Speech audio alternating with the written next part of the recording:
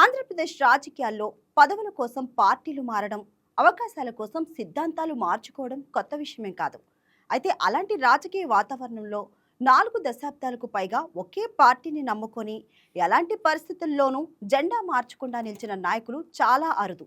అలాంటి అరుదైన నాయకుల్లో నిమ్మకాయల చిన్నరాజప్ప పేరు ముందు వరుసలో ఉంటుంది.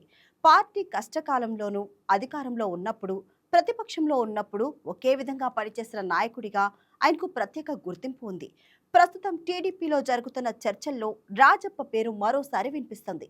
ఆయనకు మళ్లీ కేబినెట్ హోదా కలిగిన కీలక బాధ్యతలు దక్కుతాయనే ప్రశ్న పార్టీ వర్గాల్లో ఆసక్తికరంగా మారింది.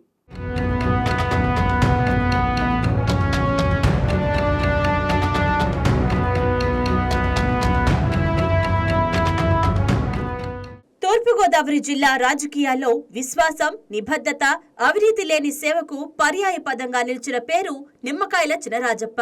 అంబేద్కర్ కోనసీమ జిల్లా అమలాపురం ప్రాంతం నుంచి రాజకీయ ప్రయాణం ప్రారంభించి పెద్దాపురంలో స్థిరపడి 8 సార్లు ఉమ్మడి తూర్పుగోదావరి జిల్లా టీడీపీ అధ్యక్షుడిగా పనిచేసి డిప్యూటీ సీఎం స్థాయికి ఎదిగిన ఈ నాయకుడి కథ తెలుగుదేశం పార్టీ అనుచరులకు ప్రేరణగా నిలుస్తోంది.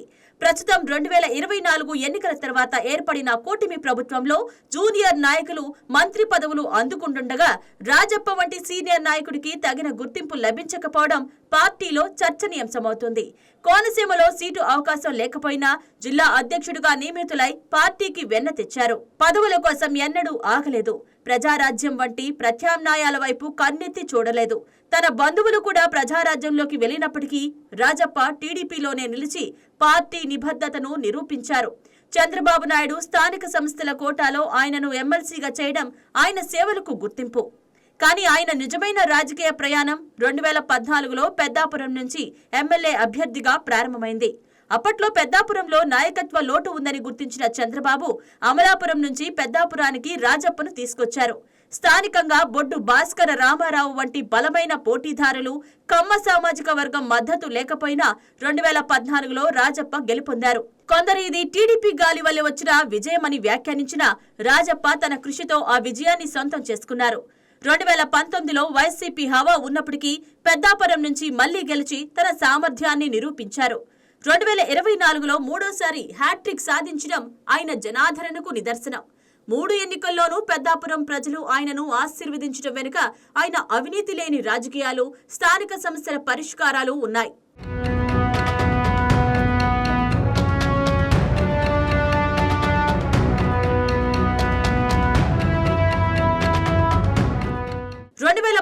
నుండి 2019 మధ్య కాలంలో చినరాజప్ప డిప్యూటీ సీఎంగా హోంశాఖను నిర్వహించారు. ఉమ్మడి తూర్పుగోదావరి జిల్లాలో మొదటి డిప్యూటీ సీఎం కావడం ఆయనకు మరో రికార్డు. హోంశాఖ వంటి కీలక శాఖను సమర్థవంతంగా నిర్వహించి ఆయన పరిపాలనా నైపుణ్యాన్ని ప్రదర్శించారు. వైసీపీ ప్రభుత్వంలో చంద్రబాబు 57 రోజులు రాజమండ్రి సెంట్రల్ జైల్లో ఉన్నప్పుడు రాజప్ప చేసిన సేవలు అసాధారణం. పార్టీకి అనుంగు కార్యకర్తగా చంద్రబాబు విశ్వాస పాత్రుడిగా నిలిచి జైలు భోజనం స్థానంలో ఇంటి భోజనం ఏర్పాటు చేయడం, కుటుంబ సభ్యుల కోసం గెస్ట్ హౌస్ ఏర్పాటు, క్యారేజీలు మోసుకెళ్లడం వంటి చిన్న చిన్న పనులు కూడా ఆయనే చేశారు. గొర్లంట బుచ్చయ్య చౌదరి వంటి ఇతర నాయకులు ఉన్న రాజప్ప అన్నీ తానై వ్యవహరించారు. ఇది కేవలం రాజకీయ విశ్వాసం కాదు, కుటుంబ సభ్యుడి స్థానంలో చేసిన సేవ. 2024 ఎన్నికల తర్వాత పవన్ కళ్యాణ్ ఉప ముఖ్యమంత్రి కావడంతో కాకినాడ జిల్లా నుంచి మరో మంత్రి పదవి ఇవ్వడం కష్టమైంది. దీంతో రాజప్పకు మంత్రి పదవి దక్కలేదు.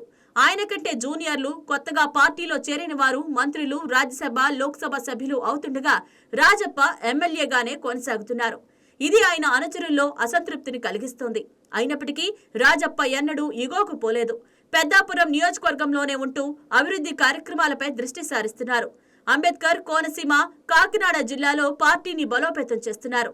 ఆరోగ్య సమస్యలు ఉన్నప్పటికీ ప్రజల మధ్య తిరుగుతున్నారు. తన కుమారుడు రంగ్నాగ్ ను యాక్టివ్ గా చేసి 2029లో తాను పోటీ చేయనని, విశ్రాంతి తీసుకుంటున్నానని ముందస్తుగా ప్రకటించారు. ఇది ఆయన దీర్ఘకాలిక ఆలోచన చూపిస్తుంది. పార్టీలోని అనేక మంది నాయకులు, కార్యకర్తలకు రాజప్పకు క్యాబినెట్ హోదా ఉన్న పదవి లేదా గౌరవప్రదమైన బాధ్యత ఇవ్వాలని కోరుతున్నారు. పవన్ కళ్యాణ్ డిప్యూటీ సీఎం కావడంతో మంత్రి పదవి అవకాశం తక్కువైనా బుగ్గ కారులో తిరిగే స్థాయి గుర్తింపు ఇవ్వాలని డిమాండ్ చేస్తున్నారు. రాజప్ప తాను అడక్కపోయినా దర్జాగా రిటైర్ కావాలని భావిస్తున్నట్లు సమాచారం.